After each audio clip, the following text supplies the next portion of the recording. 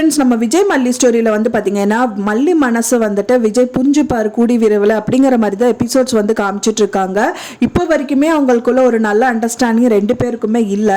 இருந்தாலும் வந்து பார்த்தீங்க அப்படின்னா மல்லி எப்படியாவது தான் நினச்சதை வந்துட்டு விஜய்கிட்ட சொல்லிடணும், என்ன நடந்ததுன்னு சொல்லிடணும்னு சொல்லிட்டு அவங்க நேற்று எபிசோட்ஸில் வந்து அவங்க சொல்ல விரும்புகிறாங்க. சொல்லியும் முடிச்சிடுறாங்க.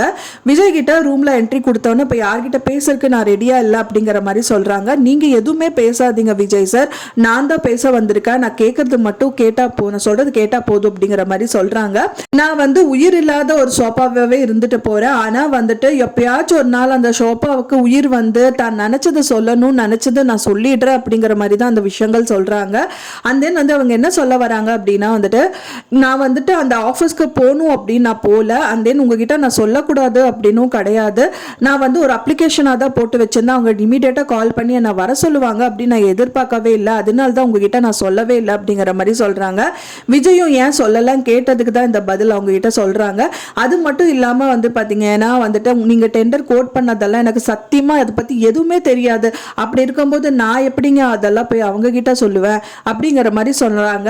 நான் நீ என்னதான் சொன்னாலும் வந்து நான் சாகர வரைக்குமே நீ என்ன சொன்னாலும் நான் நம்ப போறது இல்லை மல்லி அப்படிங்கிற மாதிரி தான் சொல்றாரு அவரு. என்ன ஒரே ஒரு விஷயம், வெண்பாக்கு வந்துட்டு உண்மையா இரு நீ, அது மட்டும் எனக்கு போதும் அப்படிங்கிற மாதிரி சொல்லி அங்கிருந்து மல்லியை வந்து அனுப்பிடுறாரு அப்படின்னு சொல்லலாம். அடுத்த நாள் காலையில வந்து பாத்தீங்கன்னா வெண்பா வந்து ஸ்கூல்ல விடுறதுக்காக எல்லாம் ரெடி ஆயிட்டு இருக்காங்க. அப்பதான் வந்து அவங்க அக்கா கிட்ட வந்து வெண்பா வந்துட்டு நாங்களே விட்டுட்டு வந்துடுறோம் அப்படிங்கிற மாதிரி மல்லி எல்லாரும் சேர்ந்து கிளம்பி போறாங்க.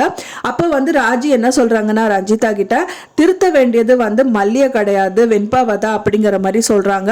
அங்கிருந்து கிளம்பி போயிட்டு ஸ்கூல்ல விட்டுட்டு வரும்போது பாத்தீங்க அப்படின்னா மல்லிய கார்ல ஏத்தாம நான் ஆஃபீஸ் போகணும், நீ அங்கிருந்து ஆட்டோ பிடிச்சிட்டு போயிரு மல்லின்னு சொல்லிட்டு அங்கிருந்து கிளம்பிடுறாரு. மல்லியும் வந்து ரொம்ப சோகமா அந்த ரோட்ல வந்து நடந்துட்டு வந்துட்டு இருக்காங்க.